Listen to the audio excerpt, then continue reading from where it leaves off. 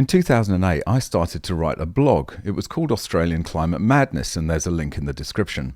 I used it as an outlet for my frustration when our idiotic Labour government of the time tried to introduce an emissions trading scheme to reduce Australia's carbon footprint. The trouble is Australia makes up barely 2% of the global emissions, so even if we reduce that to nothing, the climate wouldn't even bat an eyelid. We're literally just a fart in a hurricane of Chinese and Indian coal. So welcome back to the channel and welcome back to one of my EV realist videos in which I seek to inject a note of sanity into the mad dash for EVs and net zero, currently being spruiked by our government. So if you like this kind of content, it'd be great to have you as a subscriber, and don't forget to enable all notifications so you never miss another video. So as a result of writing this blog, I've been following these climate meetings ever since COP15 in 2009, the Copenhagen meeting, which was the, quotes, last chance to, quotes, save the planet. It's also been the last chance to save the planet at all the COPs before and after and this one. They're similar in lots of other ways too. Thousands of the wealthy elite who don't have to worry about paying their electricity bills because they have a minion to do that, fly their private jets to an enormous luxury conference centre where, under the watchful gaze of that socialist moron, Antonio Guterres, they spend their days pontificating to each other about how the world is burning and that if we don't reduce emissions by next week, the planet's going to end.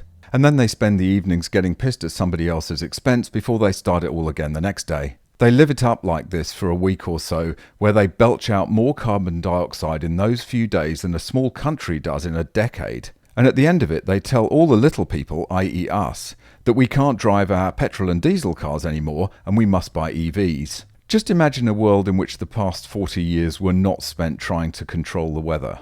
Just imagine how much could have been done in that time to reduce poverty, to improve access to clean, reliable energy, and to improve the standards of living for billions of people on the planet. But instead, we've pissed up the wall literally trillions and trillions of dollars on this climate nonsense. I'm old enough to remember the global cooling scare of the late 70s. I was only a kid, but I still remember the nightmares I had about these enormous glaciers looming over the sweet shop at the end of the road. See, they were still scaring kids shitless back in the 70s. I'm thoroughly sick to death of this annual parade of stupidity and indulgence, and I've just got two words for them, and the second one is off. I'm extremely glad to say, however, that finally, many other people are starting to think the same way. And whilst this might not be the end, it might not even be the beginning of the end, it is certainly the end of the beginning.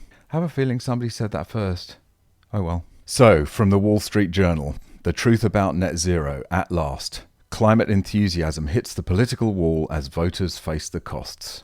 The great and good of politics and business have converged on Dubai this week for the global climate conference known as COP28, and by now they must wish they hadn't. The event has done the one thing such confabs are supposed never to do, which is expose the truth about climate change and the race to net zero carbon emissions. The truth teller in chief is the event's host, Sultan Al Jaber. He's become a figure of hate on the eco-left since letting slip that he's a net zero skeptic. There is no science out there or no scenario out there that says that the phase out of fossil fuel is what's going to achieve 1.5 degrees Celsius, he said of the climate industry's global temperature target during a virtual event last month. Check the video up here for my take on that. He warned that attempting to wean the world off fossil fuels would take the world back into caves. The net zero apostles say the political leader and head of the state oil company in a major petroleum producing country should never have been invited to host COP28. But then someone has to drill the oil that powers the private jets that ferry the bigwigs to these confabs. Absolutely right, the hypocrisy is just breathtaking.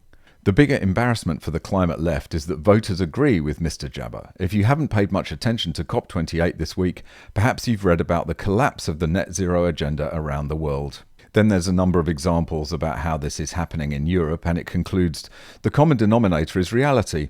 European countries like the US are discovering that no matter how hard they push on the net zero string, costs never come down, green jobs never materialise to replace industrial employment, and the subsidy bill never declines. Meanwhile, Europe's economies already are highly efficient in carbon emitted per euro of gross domestic product, and China and India keep building coal-fired power plants anyway. Developing economies don't have the luxury of net zero fantasies and understand they need fossil fuels for their people to enjoy rising prosperity.